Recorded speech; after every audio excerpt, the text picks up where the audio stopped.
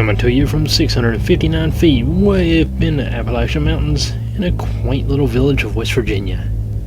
You're in Dark Places. And I'm Junebug Fugit.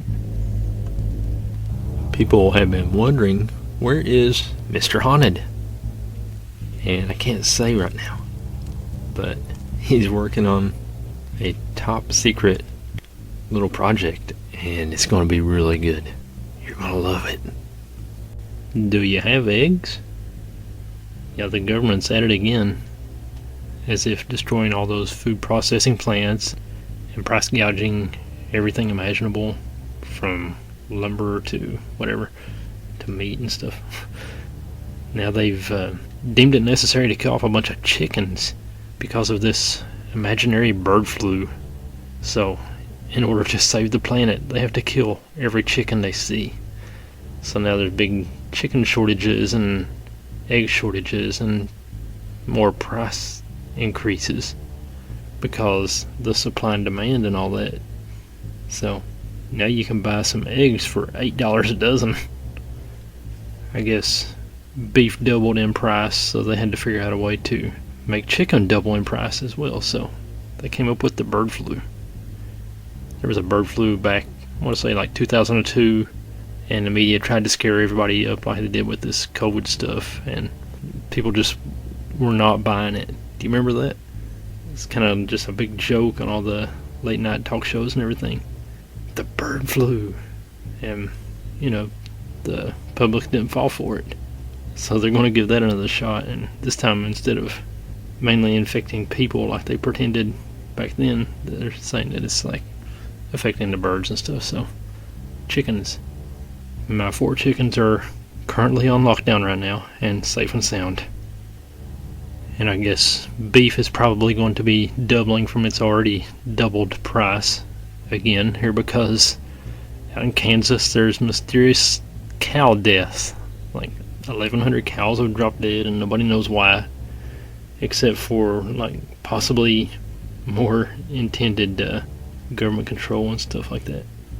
Better raise those beef prices.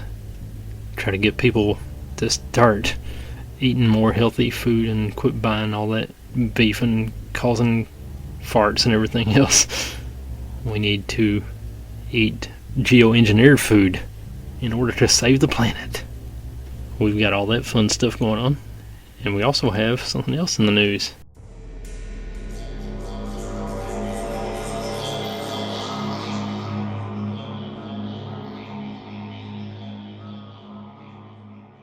Pair of viral videos show giant figures standing atop hills in Mexico, by Tim Banal. First shout out to Tim in the new year.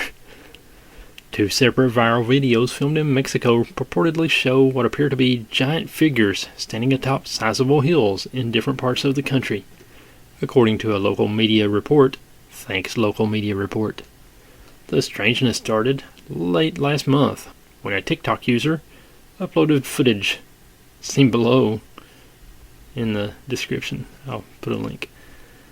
An enormous entity walking along a hill in the city of Tlalnepantla.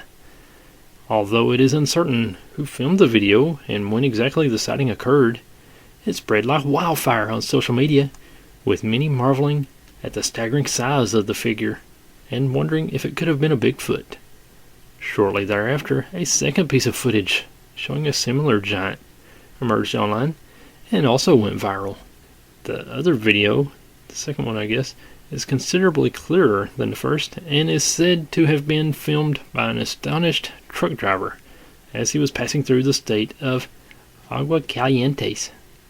Oddly enough, it would seem that the scene had actually been posted online last March and resurfaced at the start of 2023, seemingly in response to the furor surrounding the Tlalnepantla footage. In the video, the witness can reportedly be heard saying, "The giants invade us," as he watches the weird figure standing at the summit of the hill. As one might imagine, the footage spawned another round of speculation from viewers, only who posited that perhaps this oddity was also Sasquatch. Both videos have garnered considerable media interest in Mexico, with some observers echoing the theory that the figures may be Bigfoot, while others simply call them giants. Skeptics, of course, argue that both pieces of footage are clever hoaxes, or merely the result of a normal-sized person appearing larger than life, due to the perspective of the person behind the camera. That said, the pair of videos have drawn comparison to a similar case that made headlines last year, wherein a bewildered witness filmed what he believed to be a giant standing atop a mountain in Canada.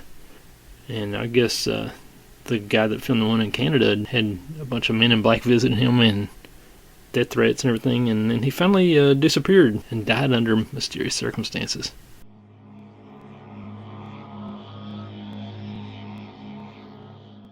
And now it's time for the Nicolas Cage meltdown of the week.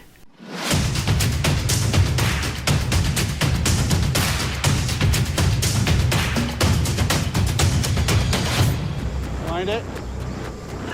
I think we gotta go back to the station.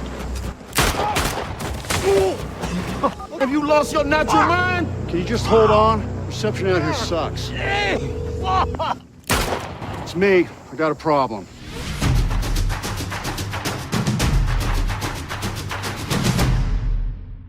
Now, I was thinking back on how Art Bell would always have John Hogue, the Nostradamus expert, on his show every New Year's so he could make Nostradamus predictions about the coming year.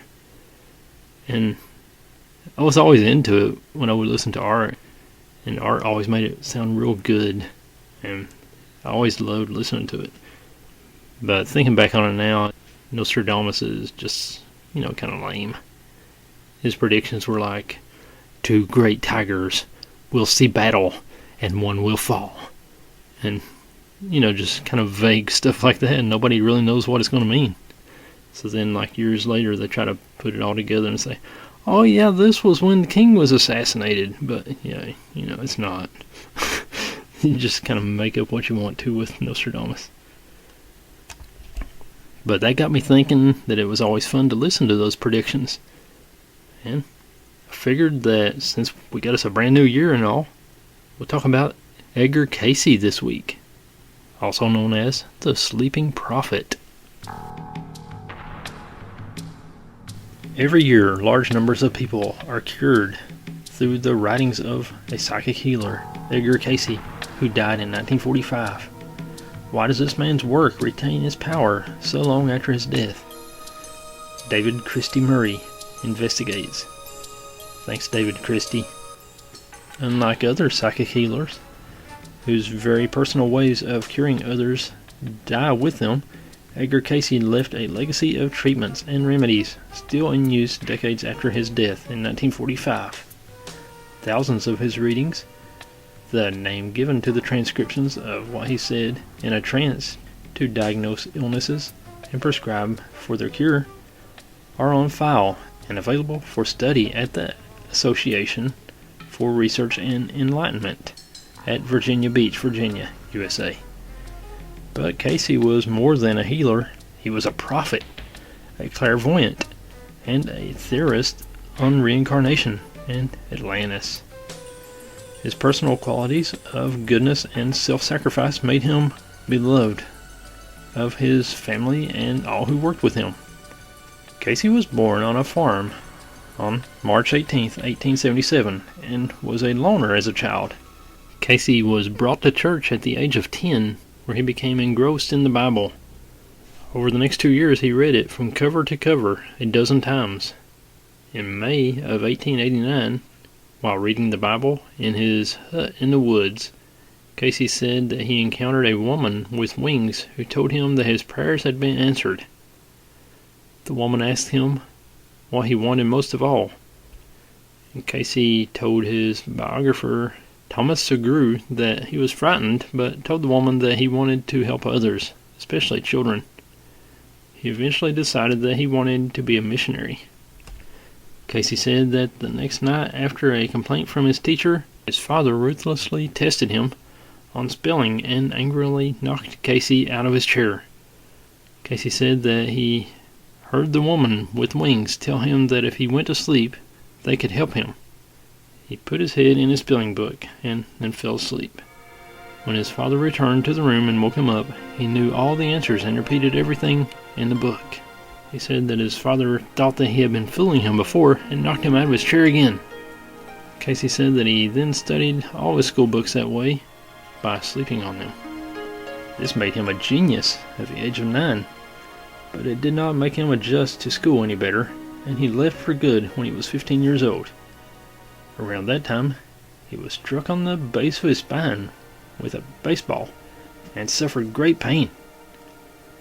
Lying for some time in a semi-daze, he suddenly ordered his mother to prepare and apply a poultice according to his directions, which she did reluctantly.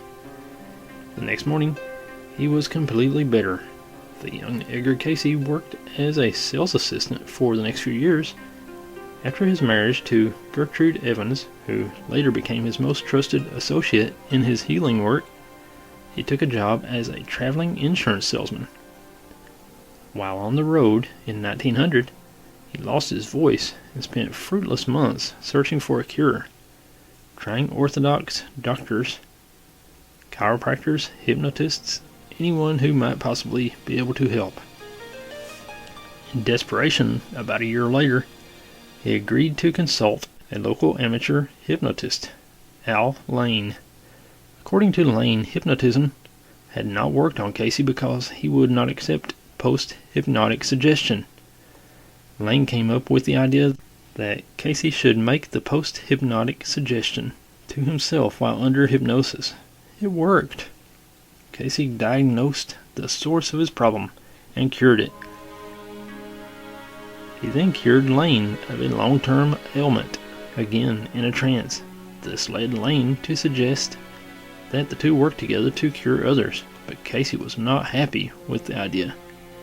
He refused and lost his voice. Taking this as a sign that his gift of healing was from God, he agreed to try to use it in the service of others.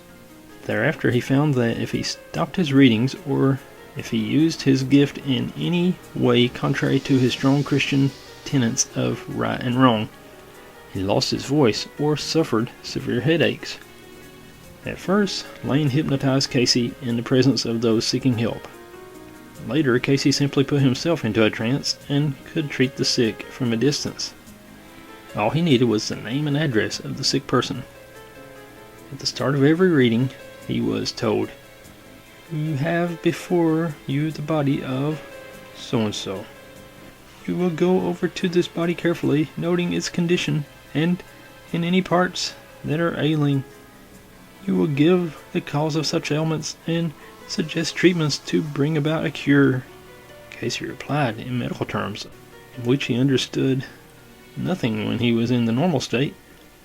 He sometimes suggested orthodox surgery and drugs, sometimes alternative methods such as osteopathy and a particular diet.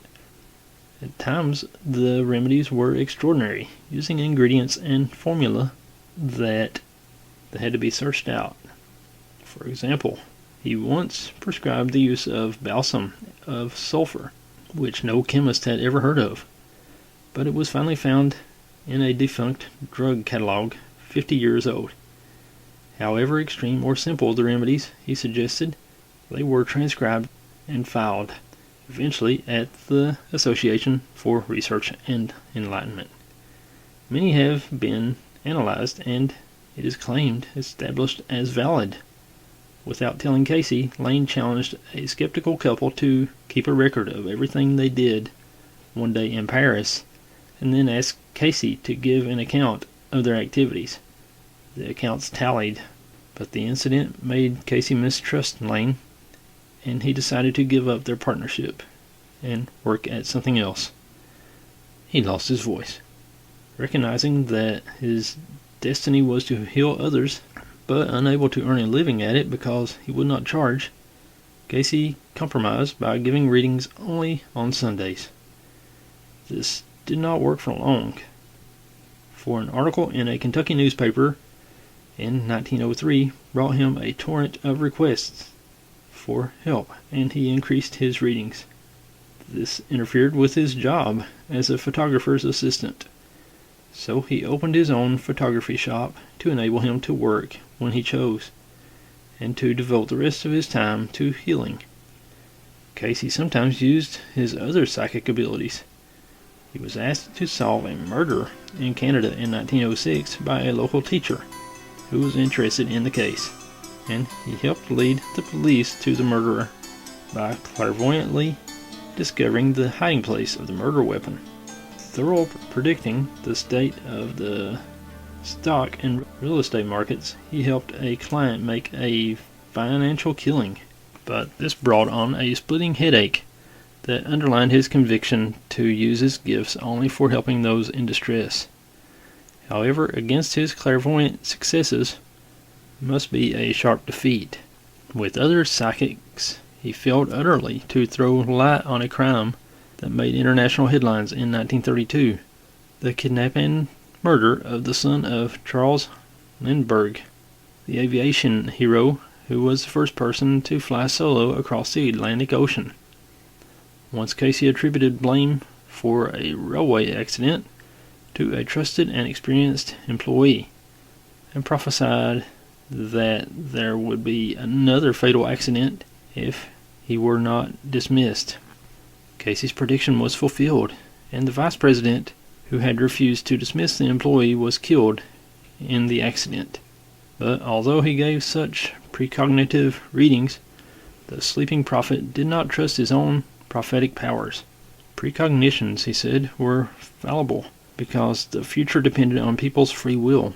In foretelling geological changes in the world, which included an upheaval in North America's western region and the disappearance of most of Japan into the sea, he argued that these were not dependent on free will, and therefore felt that such predictions could be trusted and would come true. In 1909, Cayce began a long and close association with Dr. Wesley Ketchum, a homeopath with a practice in Hopkinsville, Kentucky, where Cayce then lived. Cayce diagnosed and prescribed. Ketchum carried out the treatment. Enthusiastic about Cayce's many successes, Ketchum sent a report on him to the American Society of Clinical Research in Boston, Massachusetts, in the late summer of 1910. An article in the New York Times followed, and Cayce was catapulted to national notoriety. He was overwhelmed with requests for help, and at last decided to charge a modest fee in order to devote himself entirely to healing. But Cayce was not capable of commercial success, as he himself accepted. The hospital that grateful clients opened for him at Virginia Beach in 1927 had to close when the crash of 1929 brought financial ruin to his backers. After Dr. Ketchum left Kentucky, Cayce worked only with his wife, who supported him lovingly and loyally through all the vicissitudes of their life. His gifts developed further. It is claimed, for example, that he spoke fluent Italian and Spanish in trance when dealing with people of those nationalities. An important widening of Cayce's horizons came when he was consulted by Arthur Lammers, a printer who was interested in mysticism and astrology. Lammers asked the entranced Cayce to read his horoscope, and Cayce's reply that Lammers had once been a monk seemed to Lammers to provide evidence of reincarnation. Cayce, the man who read the Bible through once every year of his life, at first rejected such ideas, but later reconciled them with his Christian beliefs. Cayce also developed what came to be known as life readings. In these, he suggested treatments to heal sick minds and spirits as well as bodies. To start a life reading, the entranced psychic was told by his wife, "You have before you the name of so-and-so.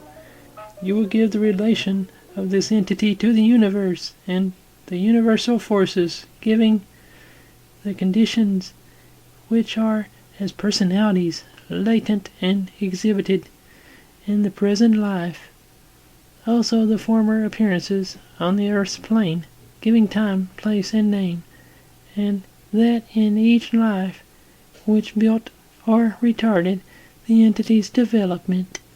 The archives of the Association for Research and Enlightenment contain thousands of the life readings that Cayce conducted for his patients. Cayce came to believe in reincarnation, and part of his life reading technique was to examine his patients' past lives and to apply the lessons he learned from them to the present. The results could sometimes be startling. When Grover Jansen asked Cayce a life reading in 1939, for a life reading in 1939, he was a 19-year-old student who had yet to decide upon a career. Cayce's reading made up his mind for him. In a previous life, Cayce said, during the American Civil War, Jansen had worked as an army agriculturalist, and in the present, mountains and streams, the outdoors. All those activities which relate to physical prowess have an innate, subtle influence upon the entity, Jansen, in its choice of its dealings with others. In another life, Jansen had lived in the Roman Empire during its period of great expansion, and before that in ancient Egypt. Cayce's advice to Jansen was simple. In those fields of conservation, whether it be of fishes in water, birds of certain caliber, needs for food or protection of certain portions of the land or timbers, or the better conservation of soil for certain seeds or crops. All these are the channels in which the entity may find contentment and harmony. On a purely practical level, Cayce advised that Jansen should aim for government work in the conservation of natural resources. This he did, finding a satisfying career as a U.S. game management agent, responsible for enforcing fish and game regulations throughout an entire state. Records exist at the Association of some 2,500 life readings. Many of them are based on the doctrine of reincarnation, attributing deficiencies of those who consulted Cayce to failures to fulfill their destinies in former existences, and advising inquirers how they could fulfill themselves in the future. The Association files contain hundreds of letters from grateful patients who, changing direction according to Cayce's advice, fulfilled themselves beyond their highest hopes and sometimes in completely unexpected ways. Cayce came to believe that human beings were reincarnated in groups, appearing like shifts in a factory, and that those tied by bonds of love or hatred in previous lives were bound together, perhaps in different relationships, in succeeding existences. He traced groups from, among others, Atlantis and ancient Egypt, the contemporaries of Christ in the 19th century America. Cayce attributed his esoteric knowledge to his ability to tap Akashic records. He believed that the conscious mind is under the subjugation of the subconscious or soul mind, and therefore gain information from other subconscious minds or form minds in the beyond. But human minds are fallible, which could account for some of Cayce's more extreme and fantastic theories.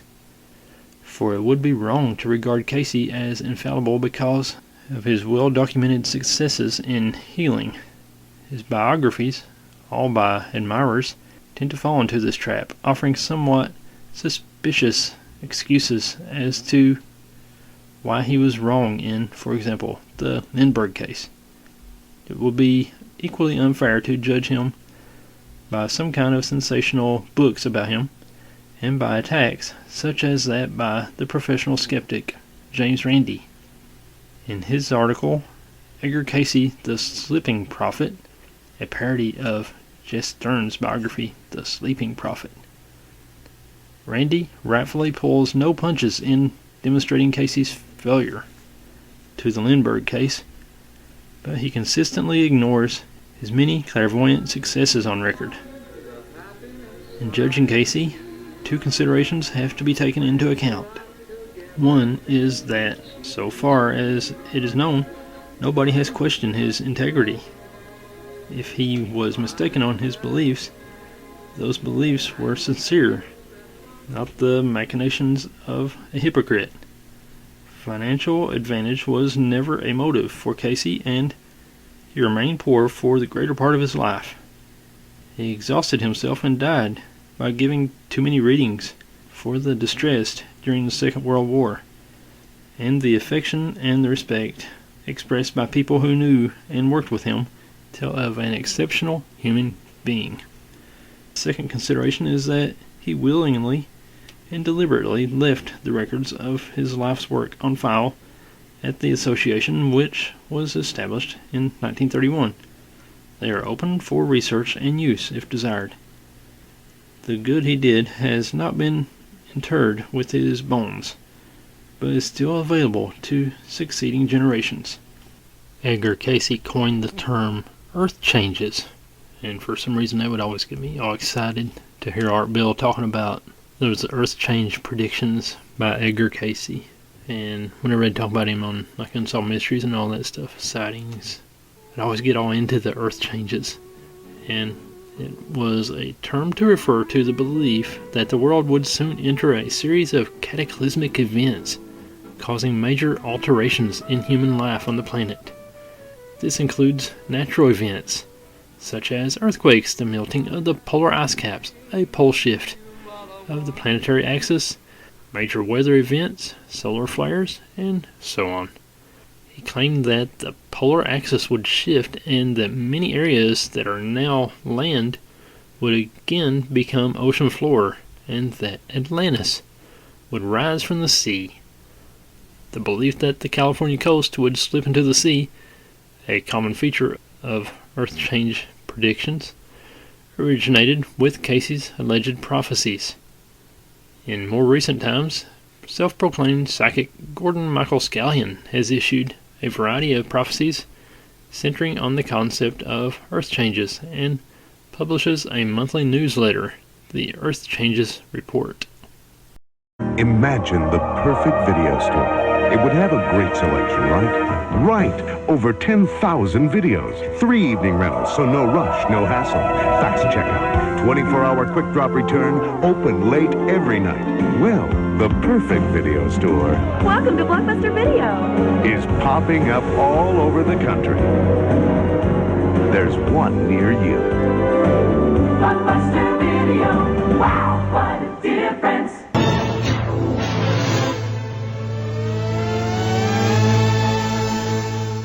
So there's 7 prophecies that Cayce predicted that have not yet come true.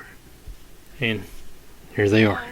Will our lifespan as human beings be extended? We know that humans are now living longer than at the time of Edgar Cayce, but his readings seem to indicate that a healthy human lifespan would extend years beyond that which we are currently living. He said, "Now we find there are many changes in the body since we have had this, many for good. Many of the organs and the conditions show the changes as come about by the natural, or so-called natural conditions and changes as the body succumbs to the effects of age or usage in the system. Much of this may be overcome. Man should live much longer than has been ordinarily given, and will." Will we discover the design for a human fueling perpetual motion machine? Perhaps with the current focus on renewable resources and energy conservation, we will see this prophecy come to pass in our lifetimes. You will have before you the gasless motor. Yes, we have the body and inquiring mind, also the associations and those conditions surrounding the perfection of motor, which will develop power on its own action, as has been given the idea, and the plans as have been worked out in part along these lines that pull more of the power as produced in compression and drum, with the leads made in these forms they gather vibrations from the air as is forced through drum, are, as we find, the better application of the created energy. And the cams, as have been used, too much slack or play is allowed in the rotation. This is in the drum's head action that this must be shortened in play. The machine will operate on stationary conditions, impelling forces, even for now, that in gas motors, for as tested by others, has more to do with that thrown in the air and gaining its impelling force from the source. It will not be perpetually perfected. But once started, it could be kept in motion by created energy of its own source. Other has to have some source in impellation. Conflict in the Persian Gulf. As is understood by many in the earth, manifestation in the cycle of time much repeats itself. There are still influences indicated in the lives of groups banded as nations, banded as peoples, still influenced by those happenings. What then, ye ask, is the influence that makes for this great change that may be expected? The powers of light and darkness, as then as 1600 years before, as in those periods, so today. We find nation against nation, the powers of death, destruction, the wrecking of that which has been and is near and dear to the hearts of those who have, through one form or another, set ideals. These are not to be questioned in that as may be a helpful force, but what is coming to pass, and how may ye as individuals help? Strifes will always arise through the period. Watch for them near Davis Strait in the attempts there for keeping of the lifeline to the land open. Watch for them in Libya, in Egypt, in Ankara, in Syria, through the straits about those areas, above Australia, in the Indian Ocean, and the Persian Gulf. So, kind of sounding like those Nostradamus predictions now. You can just make what you want to out of them. Is a new root race evolving? The Edgar Cayce information suggests that humanity's consciousness has evolved and expanded over time. Cayce stated that this expansion of consciousness could be viewed throughout the Bible, from Genesis to Revelation. From the reading's perspective, the next great evolution would be tied to the development of what Cayce termed fifth root race, an evolutionary occurrence that would mark a new age and a new understanding of humanity's relationship to God.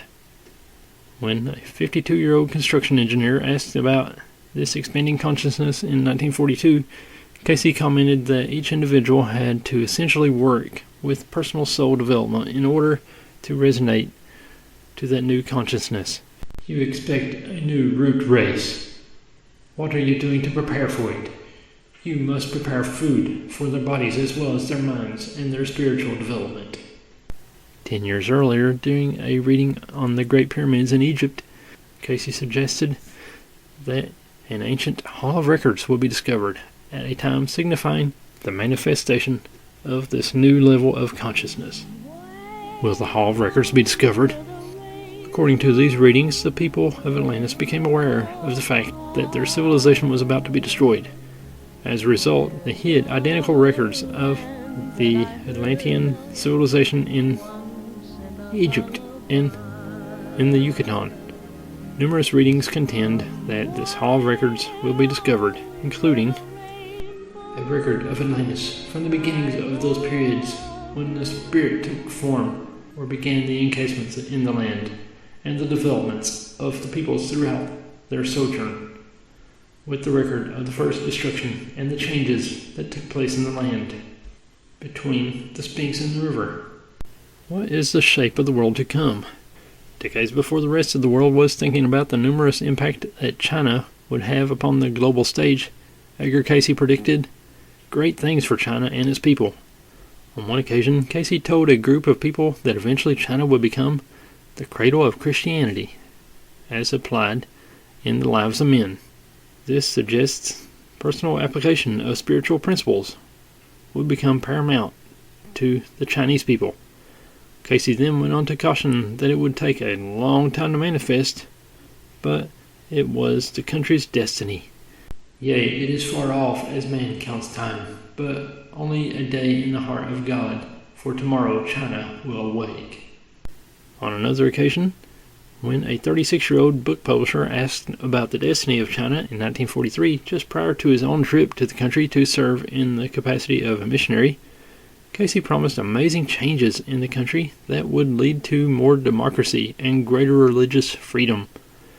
He also suggested that eventually the height of civilization would move from the West to the Chinese people, and these will progress, for civilization moves west. And then they asked him about the second coming, and Cayce's readings had much to say about the life of Jesus, covering the lost years that were never addressed in the Bible. But Cayce also spoke of Jesus' return, and here is an excerpt on that subject.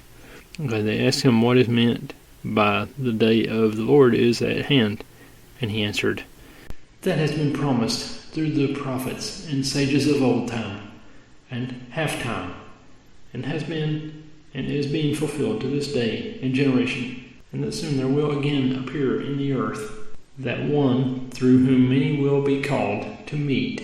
Those are preparing the way for his day on the earth. The Lord then will come, even as ye have seen him go." So that's 7 prophecies that have yet to come true. And that's about all the show this week.